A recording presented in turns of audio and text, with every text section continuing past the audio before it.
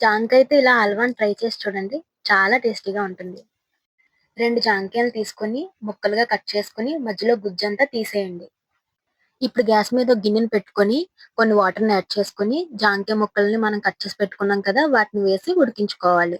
ఇలా ఉడికిపోయిన ముక్కల్ని మిక్సీ జార్‌లోకి తీసుకొని ఫైన్‌గా మనం పేస్ట్ అనేది చేసుకోవాలి.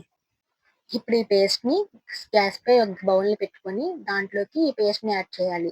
ఈ పేస్ట్ ఎంతైతే క్వాంటిటీలో వచ్చిందో అంతే క్వాంటిటీలో షుగర్‌ని యాడ్ చేసుకొని మనం కరిగే వరకు కలుపుకోవాలి. ఈ షుగర్ అనేది బాగా మెల్ట్ అయిన తర్వాత నేను హాఫ్ కప్ ఘీని వేస్తున్నాను. మీకు ఇష్టం ఉంటే ఘీ ఇంకా ఎక్కువ వేసుకోవచ్చు. ఘీ ఫ్లేవర్ ఇష్టం ఉన్నవాళ్ళు ఘీ ఇంకా ఎక్కువ యాడ్ చేసుకోండి. నేనైతే హాఫ్ కప్ యాడ్ చేస్తున్నాను.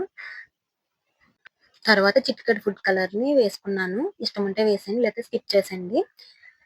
నేనైతే కలర్ కోసం కొంచెం వేస్తున్నాను. మనం దీన్ని కలుపుతూ ఉడికించుకోవాలి.